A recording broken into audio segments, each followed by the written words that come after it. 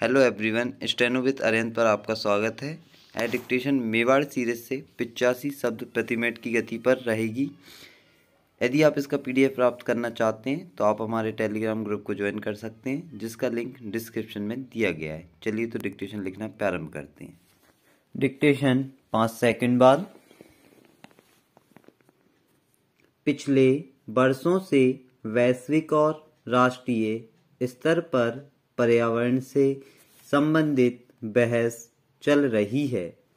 पर्यावरण संरक्षण उपायों और क्रियान्वयन के संबंध में प्रतिवर्ष संयुक्त राष्ट्र पर्यावरण सम्मेलन आयोजित किए जाते हैं।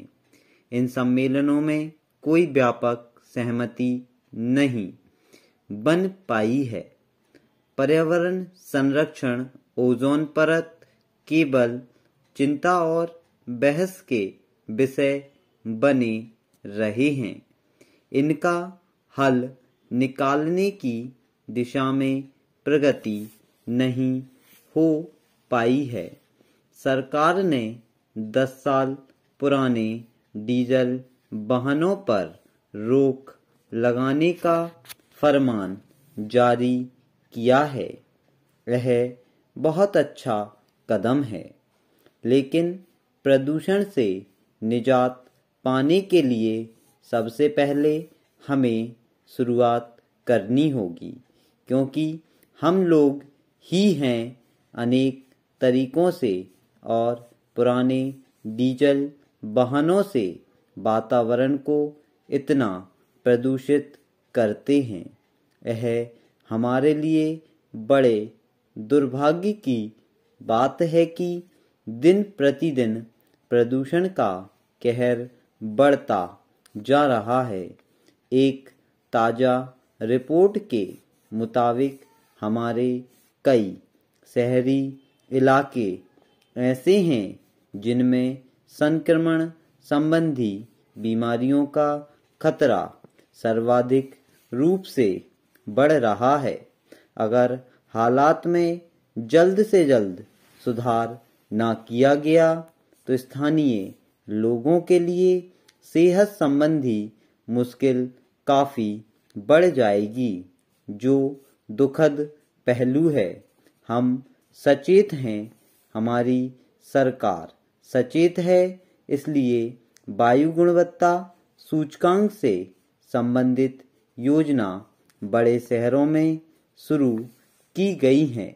इस योजना के माध्यम से वायु प्रदूषण के प्रति लोगों को सतर्क करना चाहती है कि वायु प्रदूषण हमारे लिए कितना घातक और खतरनाक है। तब तक इसको रोक पाना बहुत मुश्किल है। उत्तर प्रदेश के बारे में ध्यान दिलाना चाहता हूँ। गाँव की स्थिति बद से बदतर होती जा रही है। ईंट भट्टों के कारण वायु प्रदूषण चरम सीमा पर है, जिससे लोग सांस और त्वचा संबंधी गंभीर बीमारियों से ग्रस्त हैं। दूसरा, यहाँ का पानी दूषित हो रहा है। दूषित जल नहर में गिराया जा रहा है। सीवेज ट्रीटमेंट प्लांट के अभाव में दूषित पानी यह खेती के लिए हानिकारक सिद्ध हो रहा है। तीसरा, नहर में 10 वर्षों से पानी नहीं मिलने से कई 100 एकड़ जमीन बेकार पड़ी है। दिन प्रतिदिन भूजल स्तर गिरता जा रहा है, जो अपने आप में चिंता का विषय है। चौथा, बिजली की भारी कमी है। पांचवा, परिवहन व्यवस्था की हालत खराब है। कुछ किलोमीटर के सफर में घंटों लगते हैं। छठवा, शिक्षण व्यवस्था भी ठीक नहीं है। सातवां, डाकघर, बैंक और गैस एजेंसी में समय पर काम नहीं हो रहे हैं। 8वां, यहाँ अंधेरे में कहीं आना जाना मुश्किल हो रहा है। 9वां, यहाँ गैर कानूनी काम होना सामान्य सी बात है। 10वां, इलाके में बेहतर चिकित्सा सुविधा नहीं है। आज भी उनके सपने साकार नहीं हो पा रहे हैं।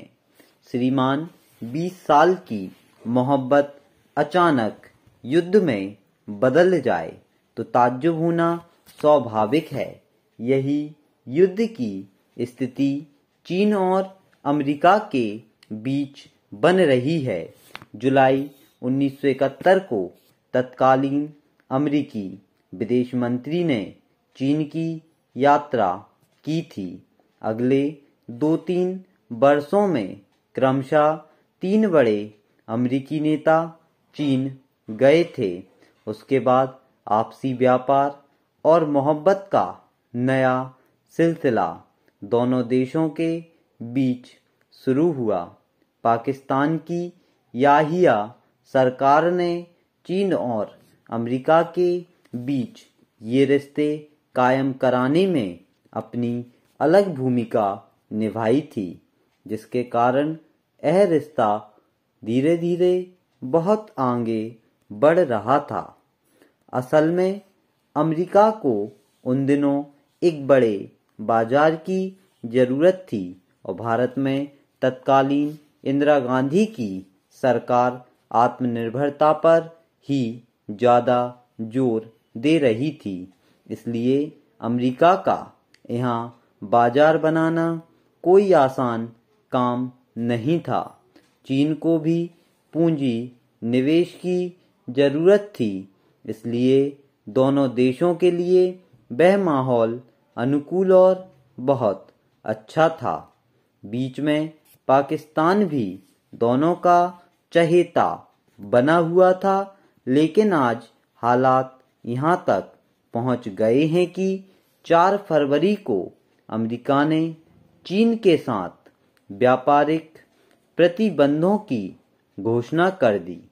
ये प्रतिबंध फरवरी से लागू हुए हैं और ये प्रतिबंध कब तक लागू रहेंगे इसकी जानकारी प्राप्त नहीं हो सकी है।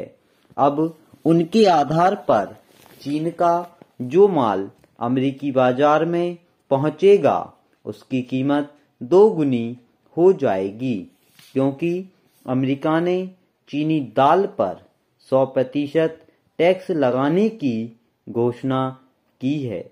चीन से लगभग 1 अरब 8 करोड़ों डॉलर का माल अमेरिकी बाजारों में पहुंचता है। इनमें कई किस्म के माल हैं, जिनमें मछली मारने से लेकर खेलकूद टेलीफोन तक शामिल किए गए हैं। जाहिर है कि इस बात से चीन को भारी झटका लग सकता है, लेकिन चीन ने अमेरिकी धौंस पट्टी के सामने झुकने के बजाय ठीक वही कार्रवाई अमेरिकी माल के खिलाफ कर दी है। इस कार्रवाई को ध्यान में रखकर अब चीन ने घोषणा की है कि अमेरिकी माल पर 100% टैक्स लगाया जाएगा। यह ध्यान देने की बात है कि चीन के निर्यात का 40% अमेरिका को भेजे जाने वाले माल का है। अब दोनों पक्षों के बीच समझौता वार्ता की संभावना भी क्षीण हो गई है। बहरहाल यही मानकर चलना चाहिए कि अब भी दोनों देशों को लेकर समझौता करने का प्रयास जारी किया जा चुका है। अन्यथा इतना बड़ा झटका झेल सकना चीन और अमेरिका के लिए कठिन हो जाएगा। अमेरिका वैसे भी मंदी के दौर से गुजर रहा है और विश्व बाजार में अकेले चीन ही नहीं, जापान और यूरोपीय संघ भी उसे चुनौती दे रहा है। स्टॉप। यदि आपको वीडियो पसंद आती है, वीडियो को लाइक ज़रूर करें। Thank you.